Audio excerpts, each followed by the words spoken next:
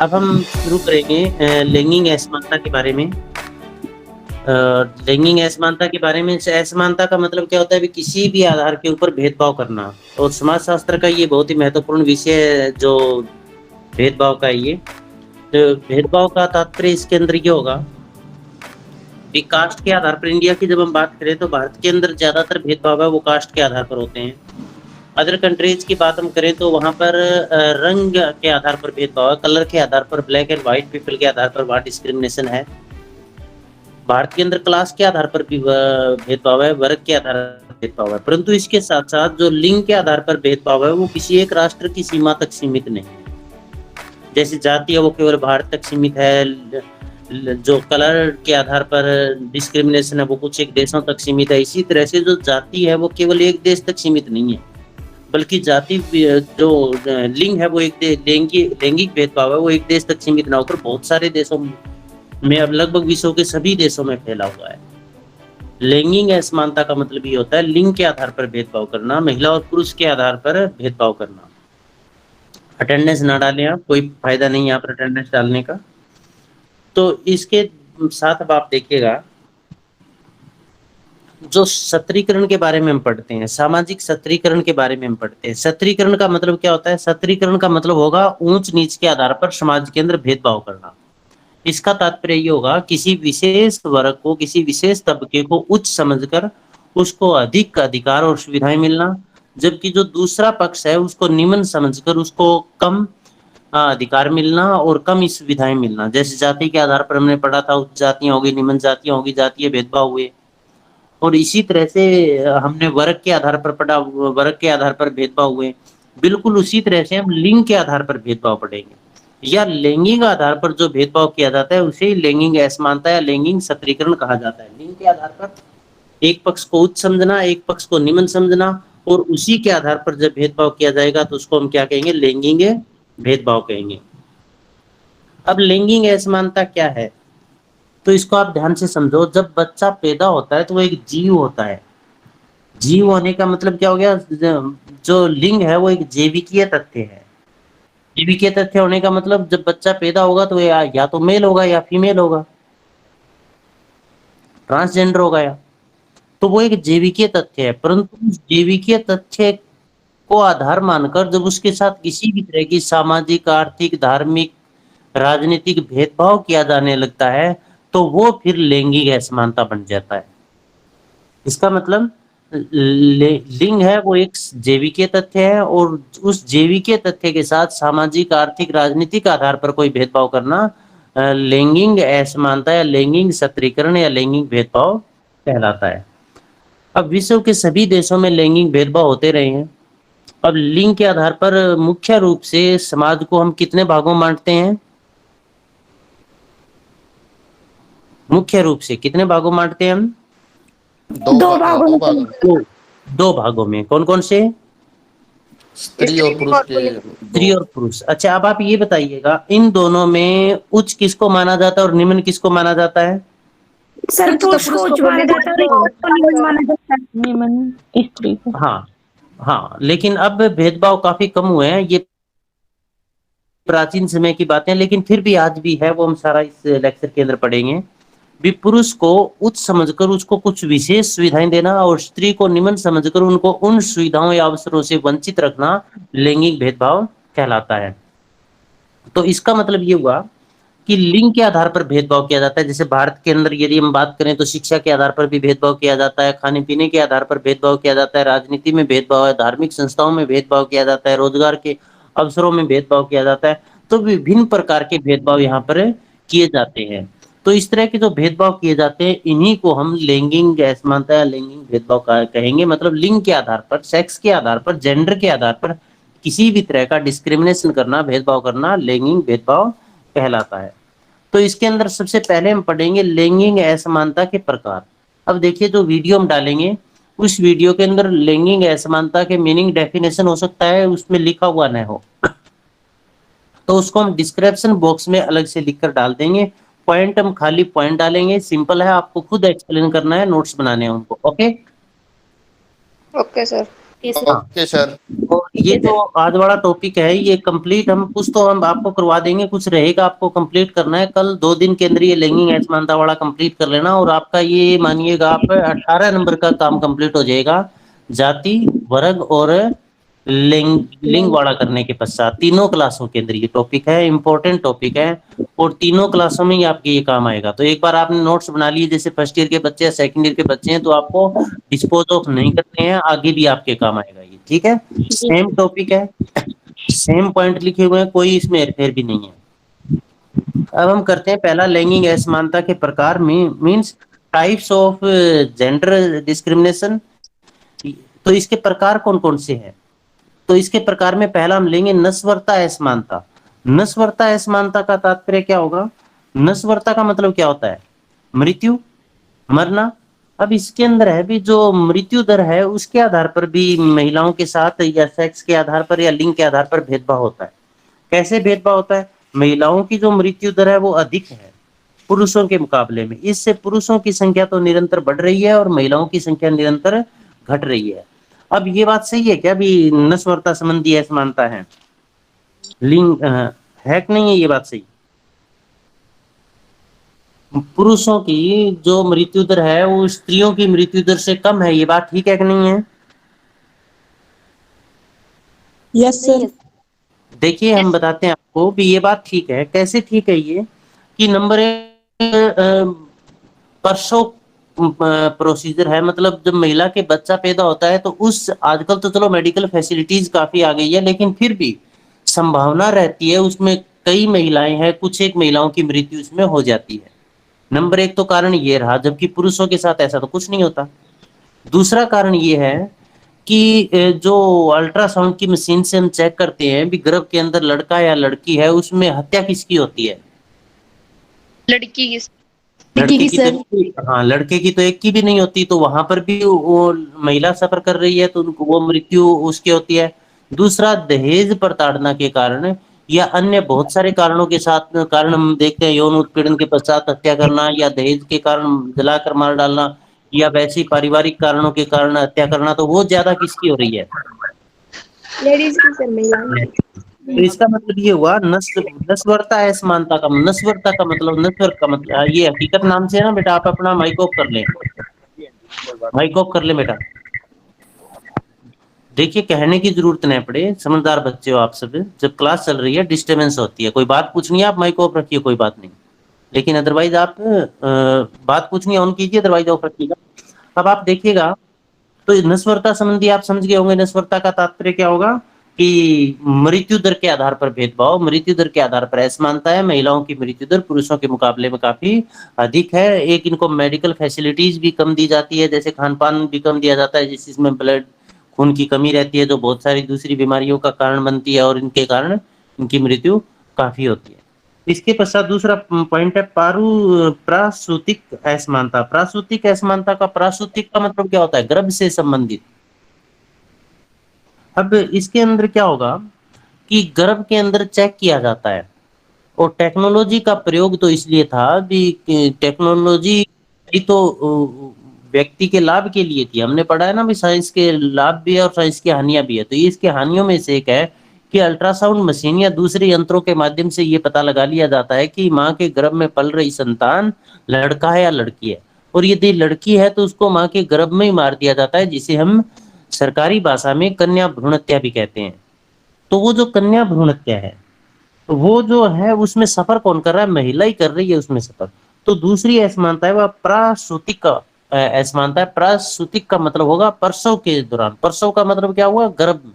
तो गर्भ में चेक करके पहले से ही मार डालना प्रासूतिक असमानता कहलाता है। मौलिक सुविधा असमानता दूसरी कौन सी है? मौलिक सुविधा असमानता। मौलिक सुविधा असमानता का मतलब क्या होगा? जो महिलाएं हैं उनको मौलिक सुविधाएं कम मिलती है पुरुषों के मुकाबले में। जैसे सिख मुस्लिम कंट्री है उसमें आज भी शिक्षा से वंचित किया जाता है। बाहर घूमने फिरने की स्वतंत्रता है वो महिलाओं को कम है, पुरुषों को अधिक है। रोजगार के अवसर महिलाओं के लिए ज्यादा उपलब्ध है, पुरुषों के लिए कम। पुरुषों के लिए ज्यादा उपलब्ध है, महिलाओं के लिए रोजगार के अवसर है वो कम उपलब्ध है। खान पान में भी भेदभाव किया जाता है।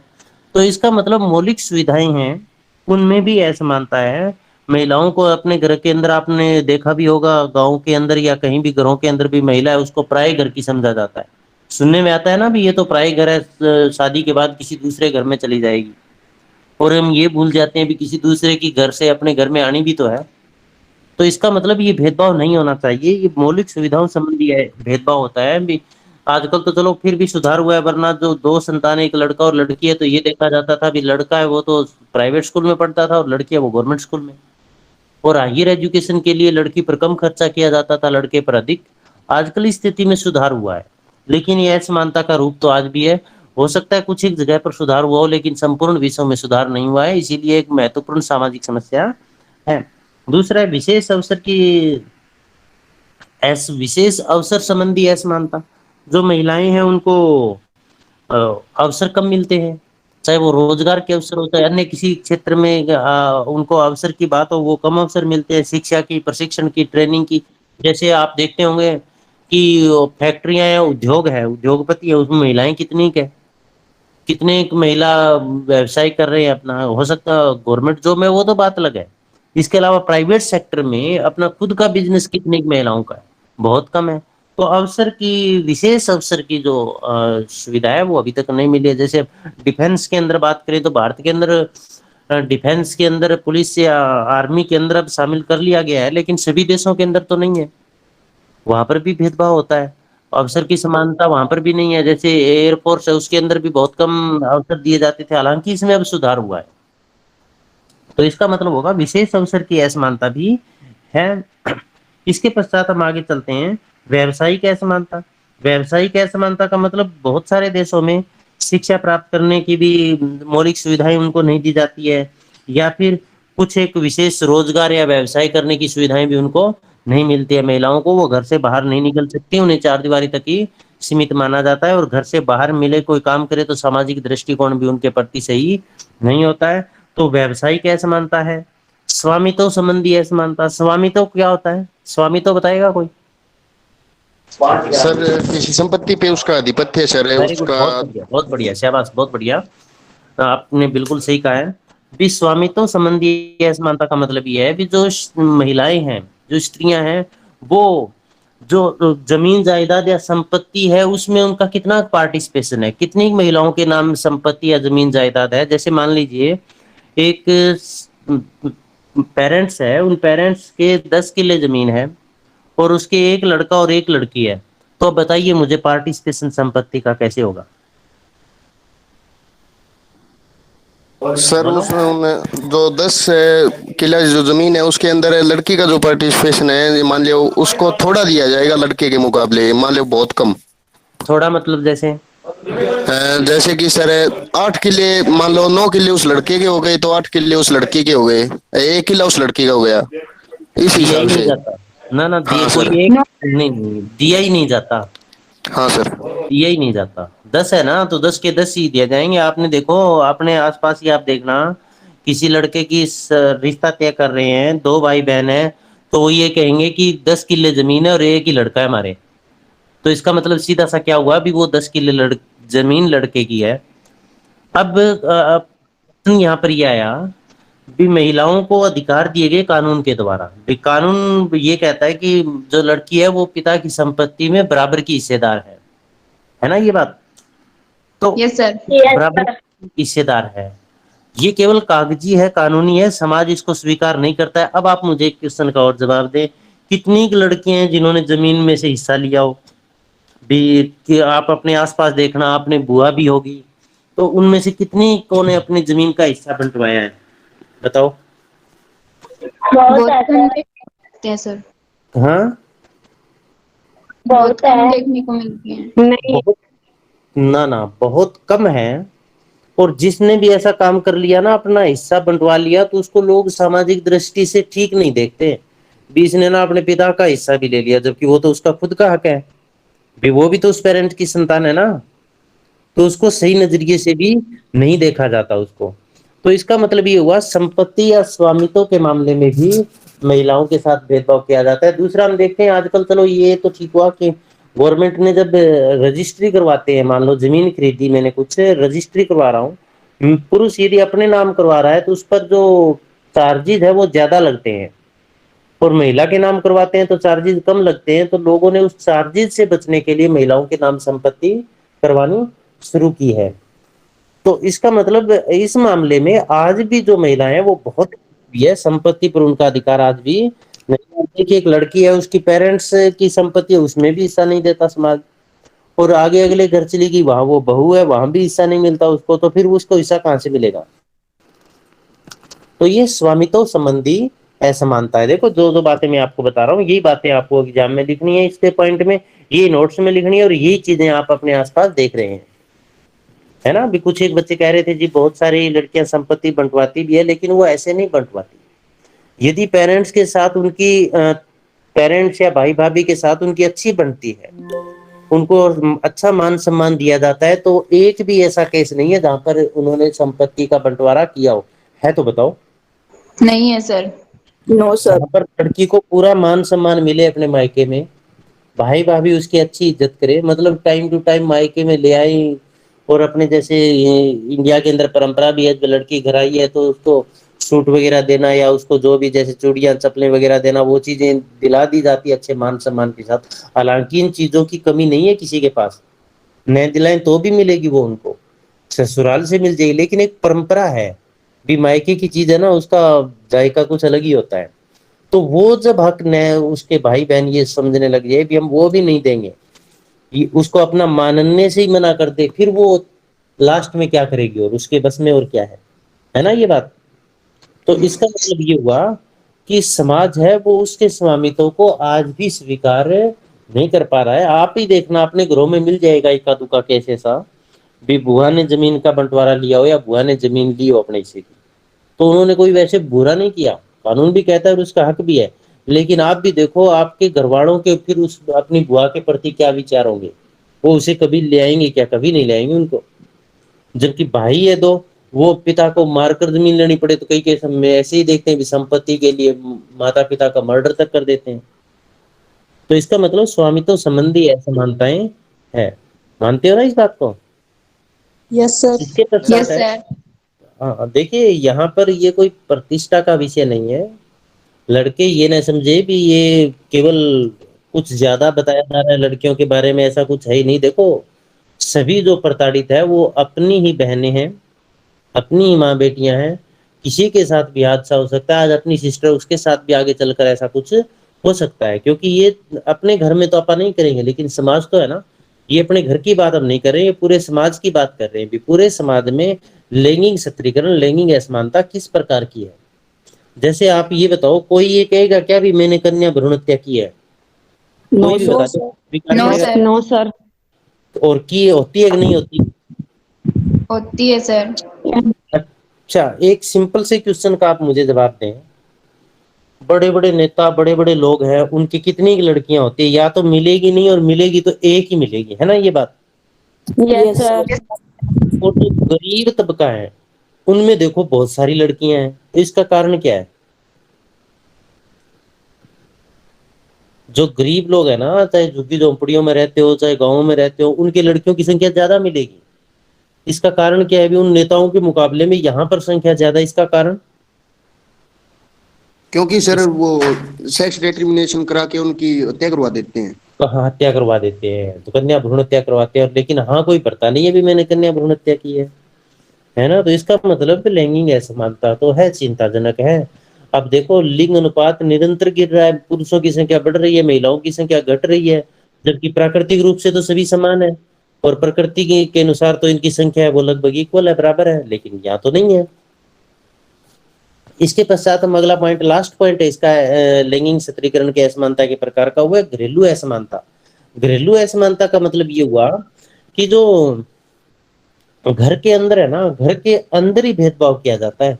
अब हमारे घर के अंदर वाली बात आ गई, जैसे खान पान है वो लड़कों को बढ़िया दिया जाएगा लड़कियों के मुकाबले में।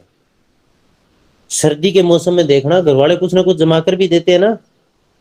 Yes sir. भारतीय देते हैं कि नहीं देते हैं?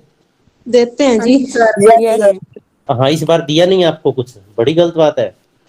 और तो इसका मतलब उसमें भी भेदभाव होता है। देखिए, हमारे समाज में हो सकता है न हो, यहाँ पर न हो, लेकिन ज्यादातर समाज के अंदर जो पिछड़े एरिया वहां पर ये होता है, खान पान में है।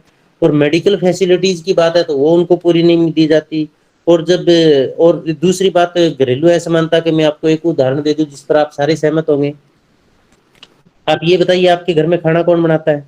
ज्यादातर समय में खाना कौन बनाता है? सर मम्मी सर मम्मी बनाते हैं, बिल्कुल बिल्कुल, सभी के बनाते हैं, इस बात से सभी सहमत हो। और मम्मी खाना खाते कब है? सबसे लास्ट में सबसे लास्ट में। सबसे लास्ट में खाते हैं ना। हाँ, और कई बार ये ऐसा भी होता है लास्ट में रोटियां बचती भी नहीं, क्योंकि जब हम अपनी पर आ जाएं तो हम बचने भी नहीं देते। तो फिर मम्मी क्या करता, हाँ, फिर मम्मी क्या करते हैं? हम बना के और देते बना लेती है। और बना लेते हैं, बहुत कम संभावना है, और बनाएंगे तो खुद वो ही बनाएंगे। और दूसरी बात, यदि दिन की रोटियां बची हुई है ना तो वो खा लेंगे, वो खा लेते हैं, नहीं खा लेते बासी रोटियां भी। यस और सर। बासी Yes, रोटियां भी sir. खा लेते, हाँ बिल्कुल खा लेते हैं। और दूसरी बात देखो ये भी है कि जब माँ है वो खाना अपने को खिलाएगी, और बाद में यदि थोड़ी रोटी बच गई ना तो वो भूखी है तो थोड़ी सी भी काम चला लेगी, लेकिन सबसे पहले परिवार के बाकी सदस्यों का पेट भरेगा, वो पूरा छिक कर खाना खाएंगे। आप में से कोई एक बच्चा या कोई ऐसा पेरेंट्स, कोई एक व्यक्ति ऐसा बता दो जिसने खाना बनाने वाली को ये कहा हो कि नहीं आज तो पहले खाना आप खाओ, हम बाद में खाएंगे, एक ही बता दो। नहीं है जी। नहीं है ना। और कभी कहकर देखना माँ को कितनी खुशी होगी। ये है लैंगिक असमानता, घरेलू लैंगिक असमानता।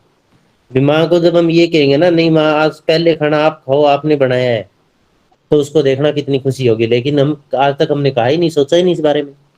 मैंने कहा है सर एक बार। कहा है सर। कभी कभी कहा है, ज्यादातर समय में नहीं कहा, और इक्का दुक्का ने कहा होगा। और लड़ और लड़कों ने तो एक ने भी नहीं कहा होगा, गारंटी है मेरी, क्योंकि मैं खुद की बता रहा हूँ, आज तक मैंने नहीं कहा। मैं ये नहीं कह रहा, मैं कहता हूँ।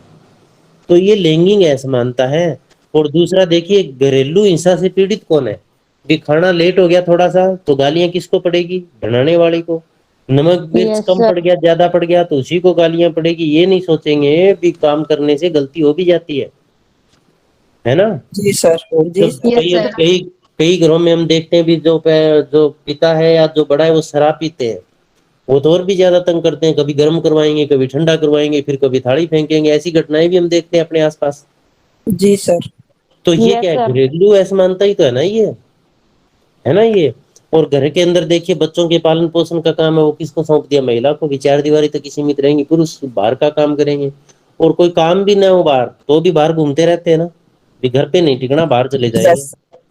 तो इसके मतलब क्या हुआ? ये लैंगिक असमानता है। तो लैंगिक सत्रीकरण का ये इंपॉर्टेंट टॉपिक है, एग्जाम में भी आएगा। और ये एक बार आप बताई हुई बातें सुन लेंगे, वीडियो भी हम डालेंगे, तो वो आप इसमें ये बातें हम अपने आसपास देख रहे हैं, पॉइंट पॉइंट देखने हैं आपको इसमें लिखा, आप कितना ही दो चाहे, ठीक है ना। ये असमानता के प्रकार थे बेटा, क्लियर हुए कि नहीं हुए? Yes sir. अब इसके बाद, हाँ हाँ, अब इसके बाद हम पढ़ते हैं, ये तो लैंगिक असमानता के प्रकार थे। अब इसके बाद forms of sexual stratification in India. लैंगिक सत्रीकरण, सत्रीकरण का मतलब असमानता ही है कि स्वरूप कौन कौन से, इसके फॉर्म कौन कौन से, किस रूप में भेदभाव किया जाता है, किस प्रकार से भेदभाव किया जाता है। ऊपर प्रकार का मतलब तो हो गया, इसके टाइप्स कौन कौन से है। और लैंगिक असमानता के स्वरूप का मतलब हम कैसे कैसे भेदभाव करते हैं। तो पहला तो हो गया लिंग भेदभाव। सबसे पहला भेदभाव हम करेंगे तो वो किसका होगा? Sex discrimination. सेक्स डिस्क्रिमिनेशन का मतलब पितृसत्तात्मक परिवार है ना, इसमें क्या माना जाता है कि बेटा ही हो। तभी तो आजकल नहीं देख रहे क्या, बहुत सारे बहुओं के लिए घूम रहे हैं, मिल रही है क्या? No sir. कोई दूसरे स्टेट से ले आते हैं, वो भी खरीद कर ले आते हैं, वो भी पता नहीं कब वापस चली जाए। तो ऐसी कंडीशन क्यों आई? हाँ, ऐसी कंडीशन क्यों आई?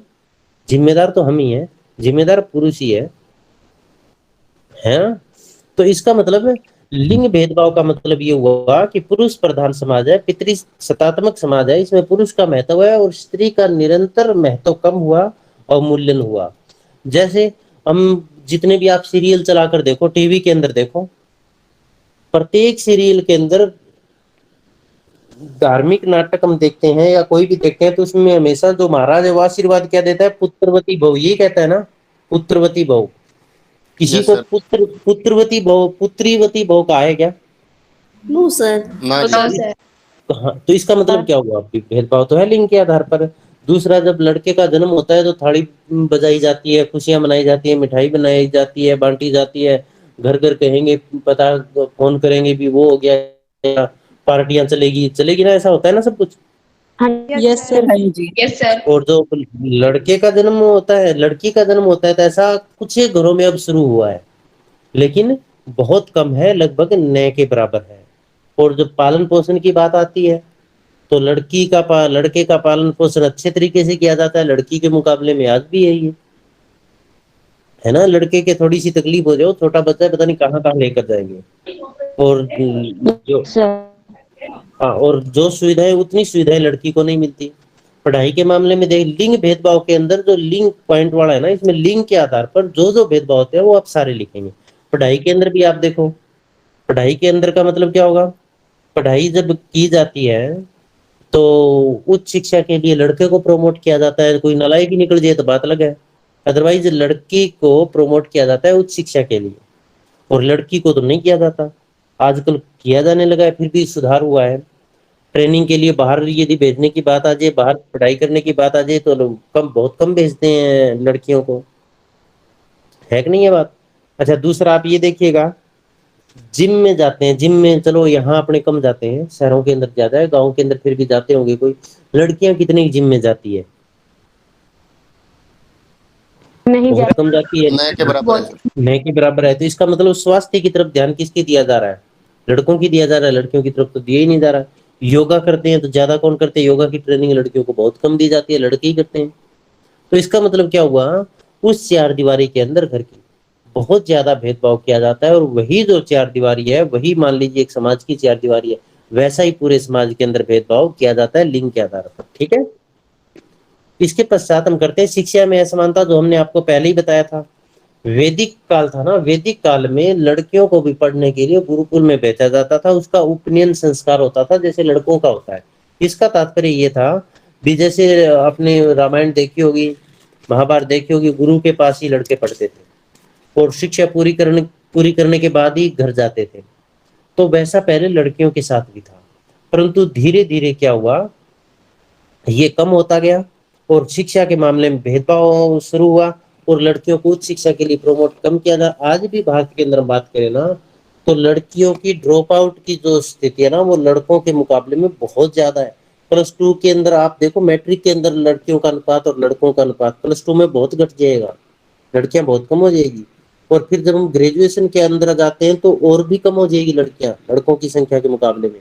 और जब और ऊपर जाए हम एमफिल, पीएचडी या फिर बीएड, इस तरह के अंदर हम जाते हैं, बीएड तो चलो फिर भी करवाने लगे आप, हायर एजुकेशन में यदि एमए वगैरह के अंदर जाए तो बहुत लगभग न के बराबर हो जाती है वहां जाकर तो कंडीशन। इसका मतलब क्या हुआ? स्त्री शिक्षा के मामले में भी भेदभाव किया जाता है, क्योंकि लड़कियों की तो शादी कर दी जाती है, और शादी के बाद कहाँ पढ़ाई पे, है ना, दोहरी जिम्मेवारी। और दूसरा, कुछ एक कंट्रीज है भाई नहीं दिया जाता, जैसे मुस्लिम कंट्रीज है, और भारत के अंदर ही हम बात करें तो चलो, यहाँ हम हिंदू बाहुल्य क्षेत्र है, वहां पर मुस्लिम लड़कियों को पढ़ाया जाता है ज्यादा, लेकिन जहां पर मुस्लिम प्रभावित क्षेत्र है इंडिया के अंदर, वहां पर मुस्लिम लड़कियों को बहुत कम पढ़ाया जाता है। और जैसे ये जो बड़े बड़े मुस्लिम समुदाय के लोग हैं, ये खुद कहते हैं भी लड़कियों, मुस्लिम लड़कियों को न पढ़ाओ, और इनकी खुद की लड़कियां वो बड़े बड़ी जगह पर पढ़ती है। तो इसका मतलब भेदभाव किया जाता है किसके आधार पर? शिक्षा के। रोजगार में भी असमानता है। रोजगार में का मतलब ये हुआ, देखिए, महिलाओं को रोजगार के अंदर असमानता का सबसे बड़ा रूप तो ये है कि आप देखो अपने घर में सबसे पहले कौन उठता है? मम्मी। मम्मी। सबसे लास्ट में कौन सोती है? मम्मी। मम्मी। सुबह से लेकर शाम तक सबसे ज्यादा काम करती है, लेकिन उसके कार्य को तो कार्य माना ही नहीं जाता, नहीं माना जाता ना भी, उसका कोई आर्थिक मूल्यांकन नहीं है।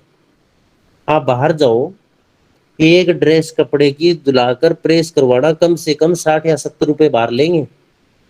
एक थाली आप खाने की बाहर खाओगे तो कम से कम 100 रुपए में नॉर्मल सी आएगी। घरवाली थाली है ना खाने की, वो तो कम से कम 400 या 500 रुपए में आएगी, परंतु उसका तो कोई मूल्यांकन ही नहीं है।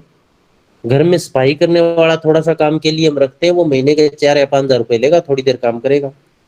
तो इसका मतलब महिला सबसे ज्यादा काम करती है, उसके कार्य को उत्पादक कार्य में शामिल ही नहीं किया गया। और नाम क्या दिया जाता है? हाउसवाइफ, है ना। हाउसवाइफ का मतलब पूरे घर की वाइफ थोड़ी है। नाम हो इससे अच्छा हाउसवाइफ, तो पुरुष का तो ऐसा कोई नाम ही नहीं है क्या? कोई ऐसा नाम? No sir. No sir. तो पूरे घर को संभाल कर रखती है, तो इससे अच्छा बढ़िया नाम उस मैनेजर भी कहा जा सकता है। कहा जा सकता है, नहीं कहा जा सकता? Yes house sir. मैनेजर का मतलब प्रबंधक भी, पूरे घर का प्रबंधन तो वही कर रही है। आप देखो, जिस घर में महिला नहीं है ना, अभी कई घर हम ऐसे भी मिलेंगे आपको भी जिसमें महिला की डेथ होगी, उनका घर का हाल देखो क्या है। तो इसके कार्य की तो कोई वैल्यू नहीं है।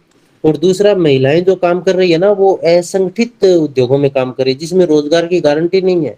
जैसे बीड़ी बनाने वाले में, दिया सलाई बनाने, चटाई बनाने, पापड़ बनाने, अगरबत्ती बनाने, इस तरह के व्यवसायों में वो लगी हुई है, जिसमें जॉब सिक्योरिटी नहीं है। नंबर एक, वहां पर जो कार्य की दशाएं हैं, काम करने की दशाएं, लाइट नहीं है, सुविधाएं नहीं है अच्छी, वैसी अवस्थाओं में उन्हें काम करना पड़ रहा है।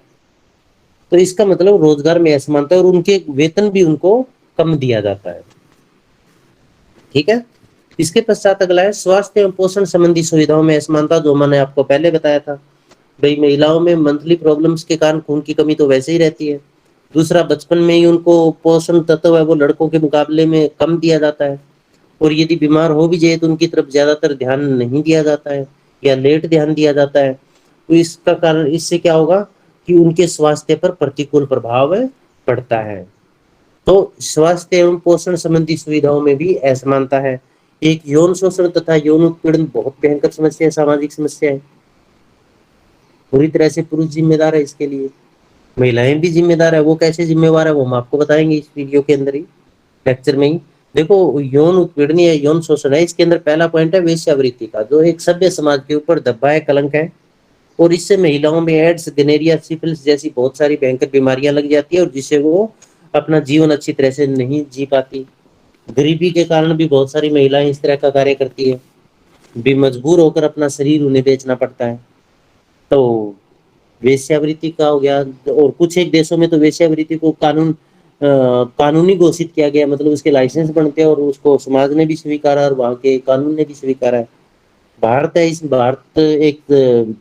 भारत के मतलब एक नैतिक और चरित्रवान कंट्री होने के कारण इस तरह को न तो कानून मान्यता देता है और न ही समाज मान्यता देता है। हालांकि चोरी छिपे इस तरह के व्यवसाय बड़े बड़े शहरों में चल भी रहे हैं। देवदासी, देवदासी का मतलब है कर्नाटक और आंध्र प्रदेश में कुछ एक मंदिर है। उन मंदिरों में क्या होता है, जैसे मंदिर में आप प्रसाद नहीं चढ़ाते क्या, उस तरह से मंदिरों में वो अपनी लड़कियों को चढ़ाते हैं। भी अनमैरिड लड़कियां हैं, कुंवारी लड़कियां, उन लड़कियों को मंदिरों में चढ़ाते हैं। और वो इसलिए चढ़ाते हैं ताकि वो मंदिर में जो भगवान है उनकी सेवा करेगी।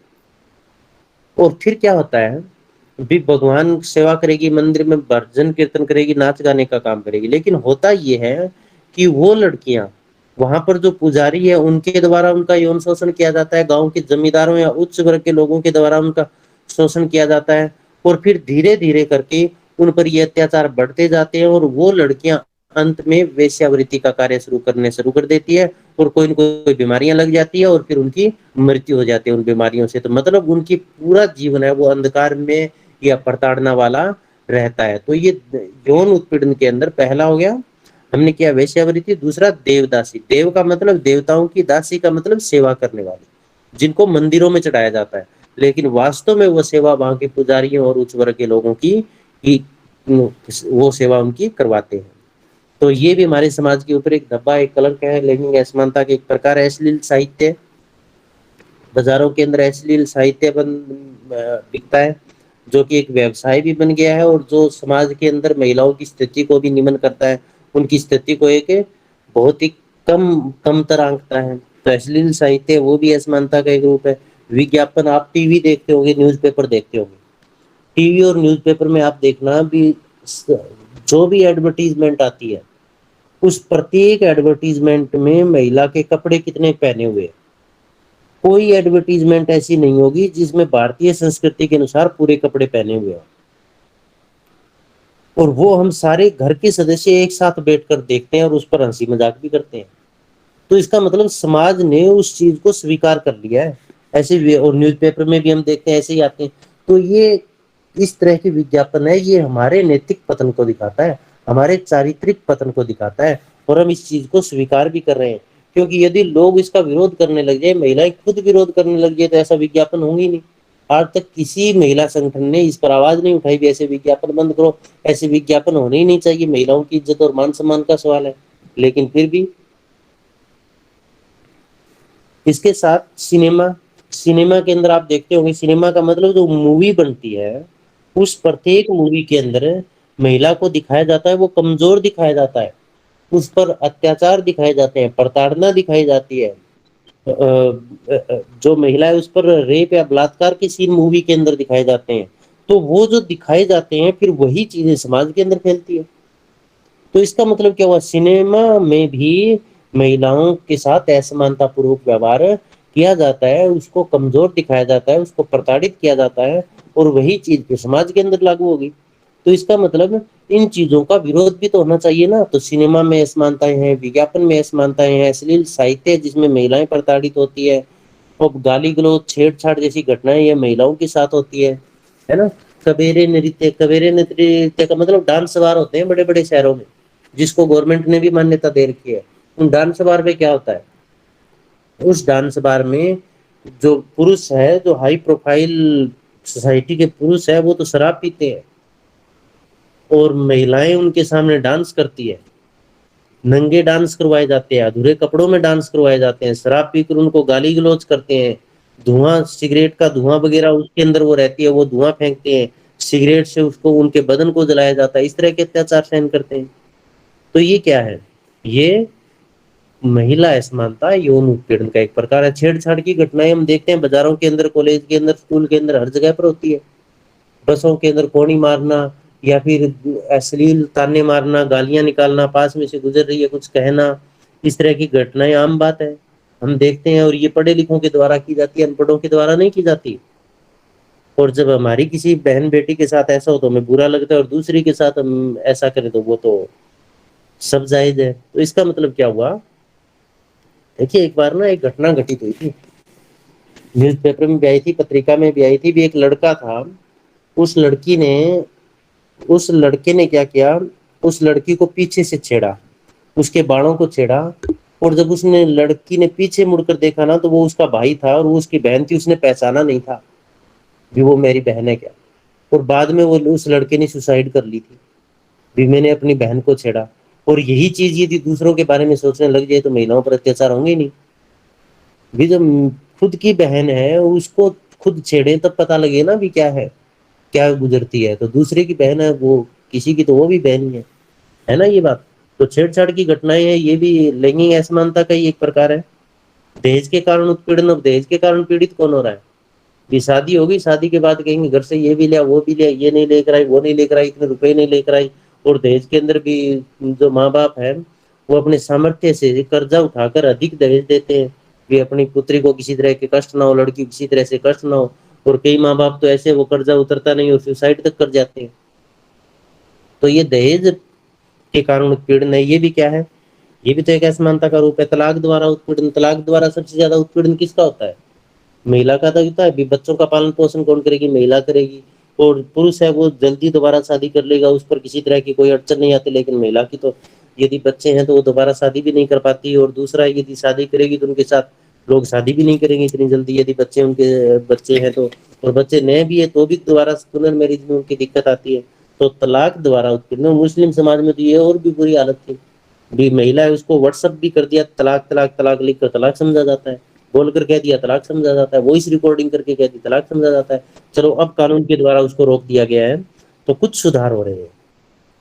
वैधव्य के दोहरे मापदंड है, महिला असमानता के वैधव्य के दोहरे मापदंड का मतलब हो गया विधवा है उसके संबंध में दोहरे मापदंड है। विधवा, महिला के पति की मृत्यु होगी तो वो विधवा कहलाएगी, और पुरुष है उसकी पत्नी की मृत्यु होगी तो विधुर कहलाएगा। अब प्रत्येक समाज ने क्या किया था कि जो महिला के पति की मृत्यु हो गई तो उसको पुनर्विवाह नहीं करने दिया जाता, विधवा पुनर्विवाह पर रोक थी। हालांकि अब स्वीकार कर लिया गया, लेकिन समाज के द्वारा अभी भी उतना स्वीकार नहीं किया गया। लेकिन पुरुष है, पुरुष की पत्नी की शादी होगी तो वो 4-5 महीने में दूसरी शादी कर लेता है, समाज के द्वारा कोई क्वेश्चनिंग नहीं की जाती। हाँ बोलो।